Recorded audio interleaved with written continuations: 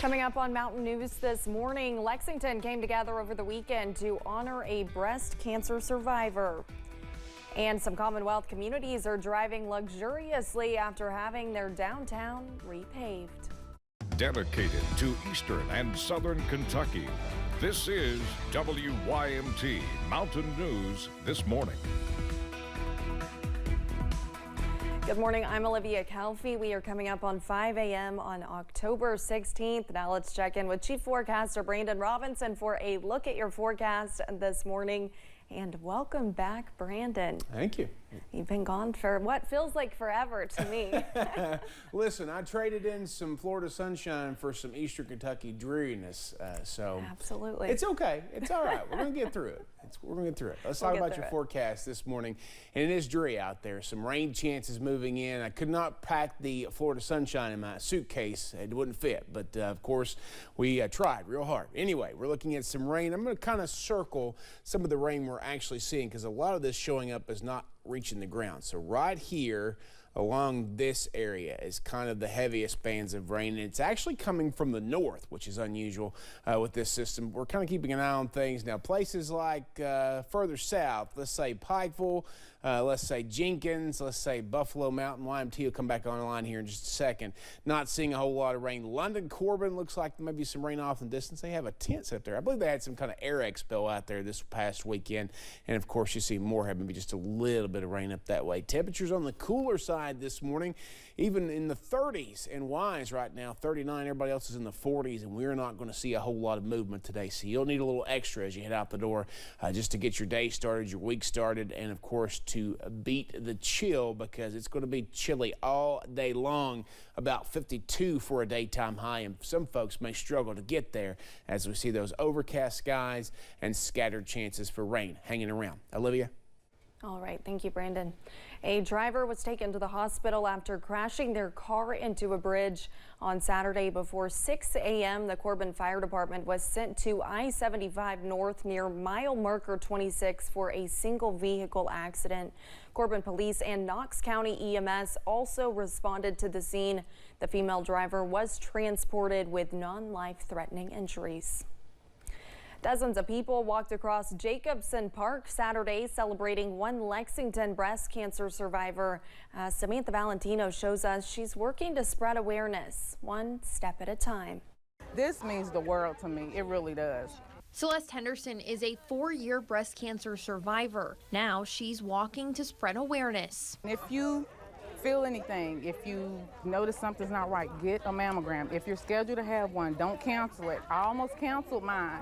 Thank goodness that I didn't. Celeste's annual breast cancer walk started in 2020 as a way to celebrate finishing her 20 rounds of radiation. After that, I just thought I wanted to encourage other people who's going through breast cancer. I wanted to celebrate those that have survived and remember those that we've lost. So I'm going to do this for as long as I can. She's already on her 3rd year. She's built quite the community so far. From last year's walk, I've met 5 young ladies that told me that they've been diagnosed with breast cancer. That's a lot.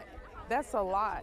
But they call me and they ask me questions, different resources that I have. As an employee at Baptist Health, Celeste says it's important to have experts at the walk each year. I've got them out here today to answer questions and give pamphlets and stuff. Ultimately, though, there's one message Celeste wants people to walk away with.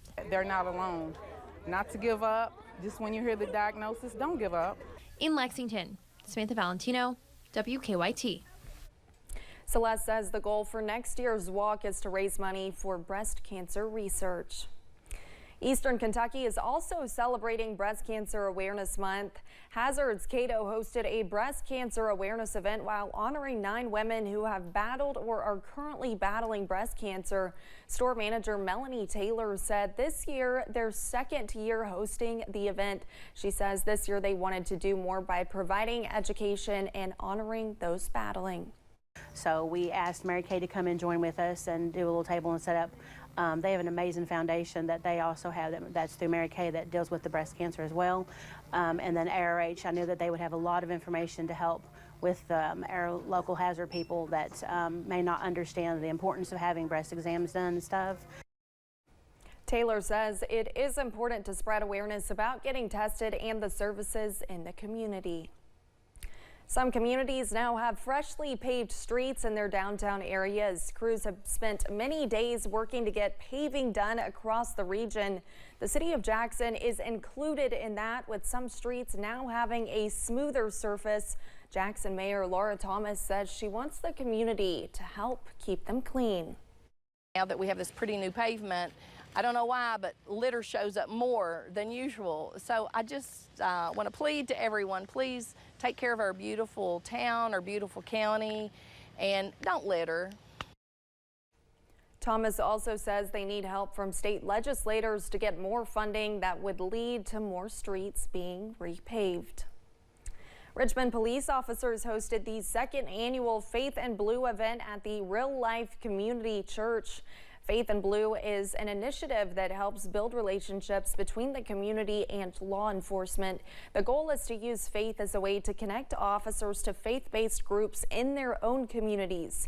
Lieutenant Daniel Deaton with the Richmond Police Department says Faith in Blue events make it easier for the community to lean on officers. We need to build that trust within the community and within the people that are trying to help us and protect us. We work for them. They entrust us to make sure they live in a safe community, and that's our prime goal.